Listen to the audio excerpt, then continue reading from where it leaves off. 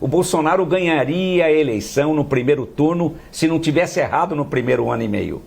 Ganharia a eleição no primeiro turno com tranquilidade. O Lula teve uns 20% dos votos que ele teve, é de gente que odiava o Bolsonaro. Ele tem consciência dos erros que ele cometeu nos 4 anos? Eu tenho a impressão que tem, porque ele não cometeu mais depois. Ele evitava.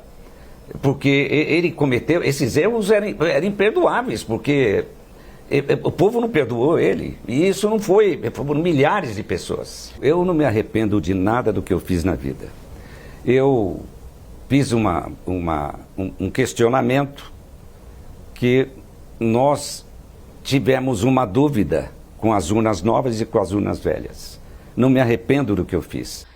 Às vésperas da eleição, o seu partido publicou um documento afirmando que haveria diferentes questões envolvendo as urnas eletrônicas, questões que deveriam ser reformuladas, inclusive. Foi um documento que foi publicado, timbrado pelo PL, mas não com a assinatura do senhor. Eu gostaria então de poder ouvi-lo. Por qual motivo esse documento, à época, no mês de setembro, meados da eleição, não fora assinado pelo senhor? O senhor, por acaso, fez isso na tentativa de não ser incriminado ou não tem qualquer questão? Não, eu não conheço esse documento. Eu não conheço, eu não me lembro disso. Eu não me lembro desse documento. Em setembro, não me lembro.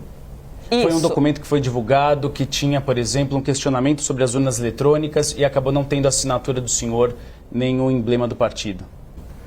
Não me lembro disso, estou sendo sincero mesmo. Pretendo procurar o ministro Alexandre agora no início de fevereiro, que é quando volta a trabalhar o Tribunal Superior Eleitoral, e discutir com ele esse assunto. E eu tenho certeza que nós vamos dar, de qualquer maneira, eu tenho certeza que o ministro Alexandre vai entender a nossa posição e vamos ter que chegar num denominador comum, porque a situação do partido ficou numa situação muito difícil por falta de recurso e tudo mais. Apesar que ele, sem nós pedirmos, ele procurou saber quantos funcionários que nós tínhamos, quem eram e quanto recebiam e autorizou, liberou dinheiro para a gente pagar o pessoal. Falando um pouco agora do presente, nós tivemos uma operação de busca e apreensão na casa de Anderson Torres, ex-ministro da Justiça. Ali foi achada uma minuta de um decreto de intervenção federal, no caso, é um decreto de defesa que interferiria no Tribunal Superior Eleitoral. Este decreto foi discutido aqui na sede do partido porque houve uma informação que o general Braga Neto chegou a discuti-lo. Não, eu queria dizer o seguinte, eu usei uma metáfora numa entrevista hoje, dizendo o seguinte, que esses documentos, teve uma advogada, por exemplo, que chegou para mim no aeroporto e falou assim, eu sou advogada, queria entregar isso para o senhor. Eu falei, pois não, queria que o senhor lesse com carinho, me entregou um envelope fechado. Quando eu chego, era uma proposta para derrubar o governo. Isso aconteceu, tudo isso aconteceu depois do segundo turno, antes da posse do Lula. Muita gente me cercava no aeroporto e falava, vocês não vão tomar providência? Vão deixar o Lula assumir? Eu falava, não, o pessoal está estudando, está vendo, para dar atenção para o pessoal. Nunca o Bolsonaro tocou nesse assunto comigo. Eu uma vez toquei no assunto com ele. Falei, Bolsonaro, tudo que for ser feito, tem que ser feito dentro da lei. Porque o que você fizer que não atenda à lei, o que é que vai acontecer? Nós vamos ter todos os países contra nós, a nossa economia vai para o espaço e o governo junto. A nossa economia, todos os países contra o Brasil, isso vai gerar. Ele falou, não, Valdemar, esquece, eu não vou fazer nada fora da lei. E acontece o seguinte, houve muita pressão na rua das pessoas que chegavam e falavam isso para nós. Esse documento não foi feito nem pelo PL, nem pelo Palácio Planalto? Não, de jeito nenhum. Eu recebi vários documentos aqui no partido. Tinha gente que me entregava documento na rua. Na rua. Eu, por exemplo, o Anderson Torres, eu nunca tive uma audiência com o Anderson Torres. Não tenho nada contra ele, gosto dele, cumprimentei ele uma meia dúzia de vezes no Palácio, e que quando eu tinha audiência, encontrava com ele. Não tenho relação com ele próxima. Eu não estou fazendo isso para defender ninguém. Eu estou fazendo isso para o nosso pessoal entender que se o Bolsonaro pudesse ter feito alguma coisa dentro da lei, Ele faria. Golpe de Estado? Não, golpe, mas não, aí é fora da lei. Então ele não fez, porque era contra a lei. Ele nunca pensou em dar um golpe? Não, nunca pensou nisso. Golpe não, nunca, jamais, porque senão teria feito. E teria feito uma grande besteira, porque não tem como isso dar certo. Já foi o tempo em que isso dava certo. Vou falar bem rapidamente isso aqui. Quando nós tivemos o golpe militar de 64, todos os países da América Latina, com exceção da Venezuela, já eram ditadura. O Brasil foi o último a aderir à ditadura. Aquilo era uma onda. Hoje não existe mais isso no mundo. Mas o que ele pensava dentro das 4 linhas da Constituição que ele poderia fazer? Não sei.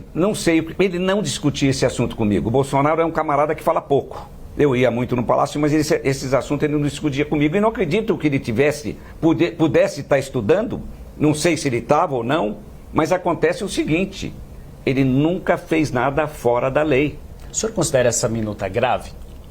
Não, eu considero o seguinte, essas minutas, como eu recebi várias, recebia na rua, principalmente nos aeroportos, o pessoal me cobrando no aeroporto, depois do segundo turno, vocês vão deixar o Lula assumir? Eu falei, o pessoal está estudando isso aí, mas tem que estudar dentro da lei, não tem... Ele ganhou a eleição, quer dizer, não tem como fazer diferente. Então, eu até usei uma metáfora para dizer que todo mundo tinha isso dentro de casa. Porque isso é um negócio que corria dentro do governo, o pessoal comentando isso aí, olha, recebi uma proposta aqui. Quer dizer, eu recebi a moía. O Anderson não fez isso, quer dizer, deve ter acontecido com ele, não quero aqui defendê-lo, mas é que deve ter acontecido. Muita gente podia ter isso. Em qualquer lugar. Você recebe um documento, deixa lá, depois eu vou ver isso aí. E nunca, quer dizer, o Bolsonaro não fez nada fora da lei. Elisa?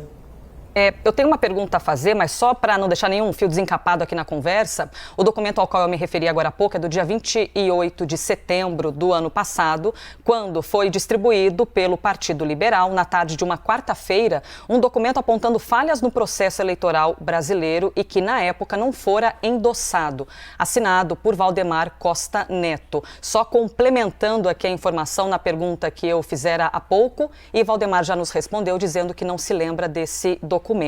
Mas falando de um outro documento, presidente, esses documentos que o senhor citou agora, que teria recebido, eventualmente esses documentos que são entregues, eles são parecidos com aquele que foi encontrado na casa de Anderson Torres, o ex-ministro da Justiça de Bolsonaro? Sempre falava, parecido sim, porque sempre falavam num 4.2 e nessas propostas, eles não tinham, as pessoas que queriam que o Bolsonaro aplicasse esse golpe, a proposta sempre era a base era sempre um 4.2 da Constituição, que não era o caso de ser usado. E tanto que eles não usaram, tanto que o Bolsonaro teve a hombridade de sair do governo como deveria sair. O senhor tem conversado com Jair Bolsonaro, quando ele retorna ao Brasil, qual será o papel dele no PL? Ele me disse que retorna no final do mês.